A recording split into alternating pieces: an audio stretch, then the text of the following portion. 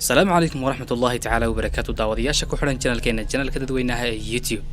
barnaamijkeena maantana waxaanu ku soo qaadan doonaa nin aan la garanayn oo la arkay sanadadii 1950 ninka sheekadiisa ayaa waqtigaasi caalamka si weyn ugu dhaxbaahday iyadoo laga qoray kutubo badan balse ilaa haatan tafsiir sax ah oo dhacda ninkaasi waa la yahay intaana barnaamijka ugu gudagelin haddii aad ku cusub tahay ha hilmaamin inaad channelka subscribe saarto sidoo kale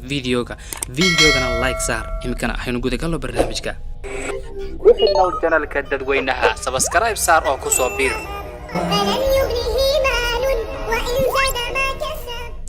sheekada ninkan ayaa waxay ku bilaabmaysaa subax arooriyaad ayaa waxa soo galay airportka Tokyo International Airport nin xaragoonaya oo sito shantado tilmaanta ninkan laga bixiyay ayaa waxay ahayd inuu ahaa nin cadaan ah oo wajigiisa laga dheehanayo inuu yahay European waxa uu gadhka ku lahaa timo aan badnayn oo dhaxdhaxaad ah luqadda Faransiiska ayaa markaa ku hadlaya waxa aad moodaa inuu u dhashay sidoo kale waxa uu ku hadlaya luqadda Jabaaniiska iyo luqado badan oo European ah sida Jarmalka, Isbaanishka iyo luqado kale garoonka ayaa waqtigaasi waxa uu ahaa mid aad u zaxmad badan oo ay dadku aad ugu badnaayeen baaritaankii u horeeyay markii uu soo gaaray ayaa waxa laga dalbay inuu dhiibo documentiskiisa ayada oo baasaboorkiisii la indhaindhaynayo ayaa hal mar baadhihii waxay ishiisu qabatay wadan uuna weligii maqal oo baasaboorkan ku xusan wadanka ku qorna ayaa waxa uu ahaa Towred dadkii ayaa waxa isweydiiyeen Towred wadanka uu raacsan yahay hase ahaatee markii la baadhay ayaa wadankaasi waxa guud ahaanba laga waayay qaaradaha adduunka baasaboorkii ayaa waxa lagu sameeyay baadhitaan si loo kala ogaado inuu yahay mid forgery ah iyo inuu yahay mid sax ah hase ahaatee waxa cadaatay inuu yahay baasaboorkani mid sax ah arinta kale baadhayaashii aad uga yaabisay ayaa waxay ahayd baasaboorkan waxa ka muuqatay inuu ninkani hadda ka hor wadamo badan uu ku tagay walibana isla dalkaasi gudihiisa uu dhowr jeer hore ku soo noqnoqday ayada oo uu dhowr ka jeerba u yimid arrimo ganacsi cadaymo waliba waxa ay ka muuqdaan baasaboorkiisa oo waxa ka muuqda fiisayaashii dalku kalka lagu dhuftay waxa waliba waa la isku raacay laakiin cilada kaliya jirtay ayaa waxa ahayd wadanka uu sheegtay maba ahaynba wadan dunidan ku yaala si kastaba baasaboorkiisa wali waxa ku geedaaman shaki weyn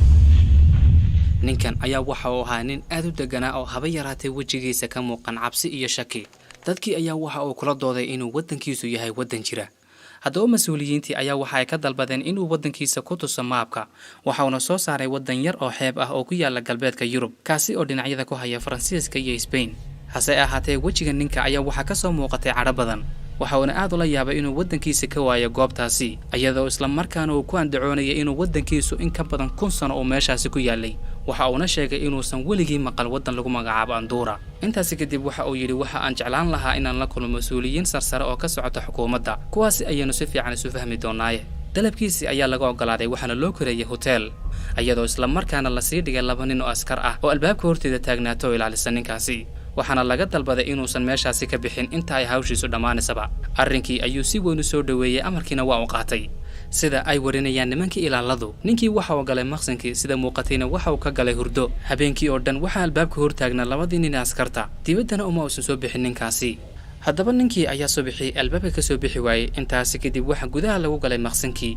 hase ahaatee waxa maqsinkii laga dhex waayay ninkii si kasta waa loo baaray oo waa la waayay arinta la yaabka badneed ayaa waxay ahayd maqsinkan amba qolkani uu ku jiray ma lahayn meel ay suurtagal u tahay inuu ka baxo maqsinka lagu hayay ayaa waxa uu ahaa mid fooqa waxa uu maqsinkaasi ku yaalay dabaqa lixaad ee fooqaasi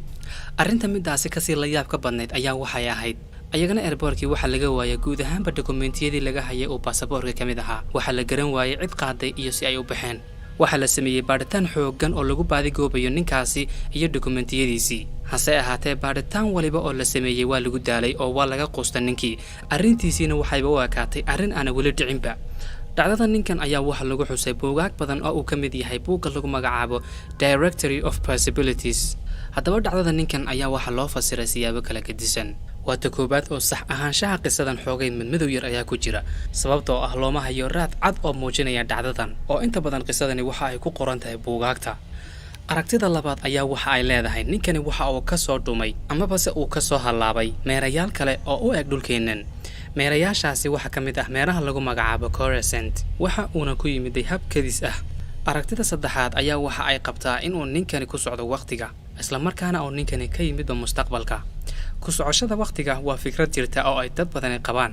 dadka fikradaasi qaba ayaa waxa ay aaminsan yihiin in mustaqbalka ay dunidu hormari doonto isla markaana ay gaari doonto heer uu qofku awood u yeelan doono in uu soo booqdo dadkii hore isagoo isla markaana ku socda waqtiga marka anaga boqolaal sano kadib waxaan lagu xisaabinayaa inaynu nahay dadkii hore marka dadkii hore hadlayaynu nahay ee marka waxa ay qabaan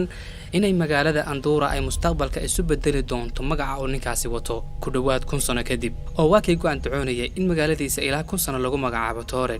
si kastaba ahaatee dhacdadaasi ayaan loo haynin tafsiir buuxa oo qofku ku qancayo sababtuna waxa ay ahayd waqtigaasi ma jirin horumarkan iyo internetku waqti xaadirkan hadii ahaan lahayd tafaasiir fara badan ayaa loo heli lahaa oo waa loogaan lahaa intaasi ayaynu ku ekeeninaa barnaamijkeena maanta ra'yigaaga iyo waxa kaaga baxay qisadan commentiga nagu dhaaf sidoo kalena ha ilmaamin inaad videoga like saartid ana sii share gareysid oo asxaabtaada la wadaagtid intaynu barnaamijyo dambe isugu iman doonaba waxaan idin leeyahay amaana Allah ku xidhnow channelka dadweynaha subscribe saar oo ku soo biir